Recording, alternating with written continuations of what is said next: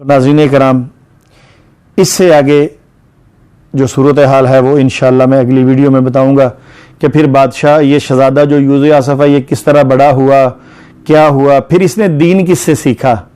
ٹھیک ہے، پھر اس نے دین کس سے سیکھا، پھر دین سیکھنے کے بعد کیا کچھ حالات ہوئے، پھر یہ کہاں کہاں چلتا چلتا کہاں پہنچا، کیسے اس کی وفات ہوئی، پھر اس نے اپنے باپ کو اسلام کی دعوت کیسے دی.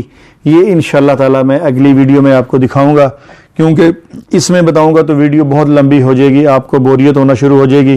بس یہاں پہ یہ دیکھ لیجئے کہ یہ شخص جو ہے یہ بادشاہ کا بیٹا ہے، شہزادہ یوسف آصف، اور مرزا قادیانی اپنی تمام کتابوں میں شہزادہ یوسف آصف کا نام لیتا ہے، مگر کسی ایک کتاب کے اندر مرزا قادیانی نے یہ نہیں بتایا کیا کہ یہ بادشاہ کا بیٹا ہے.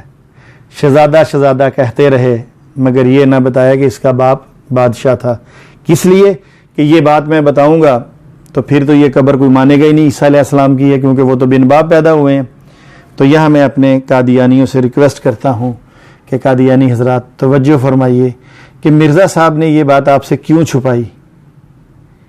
جو اللہ کے سچے بندے ہوتے ہیں وہ باتیں چھپاتے نہیں ہیں، وہ دین کی باتیں جو ہیں حق سچ لوگوں کے سامنے بیان کرتے ہیں، مگر مرزا قادیانی چھپا رہا ہے. یہاں آپ کو ایک اور کتاب کا حوالہ دے دوں، چلیں وہ انشاءاللہ اگلی ویڈیو میں دوں گا. بس یہاں تک یہ بات ذہن میں رکھ لیجئے، جب اس شہزادہ یوسف آصف کا ہمیں باپ مل گیا تو یہ عیسیٰ ابن مریم نہیں ہو سکتا. اور جو اس کو زبردستی عیسیٰ ابن مریم بنائے اور جو اس قبر پہ عقیدہ رکھے کہ یہ سچے نبی عیسیٰ علیہ السلام کی ہے، تو وہ اپنا انجام خود دیکھ لے کہ اللہ اس کے ساتھ کیا سلوک کریں گے. ہمیں اس پہ اعتراض کوئی نہیں ہے. شہزادہ یوسف آصف آگے جا کے ولی بن جائے، ابدال بن جائے، کتب بن جائے، اللہ کا نبی اور رسول بھی بن جائے، ہمیں کوئی اعتراض نہیں ہے. ہو سکتا ہے یہ اللہ کا نبی اور رسول ہو بھی، مگر عیسیٰ ابن مریم نہیں ہو سکتا.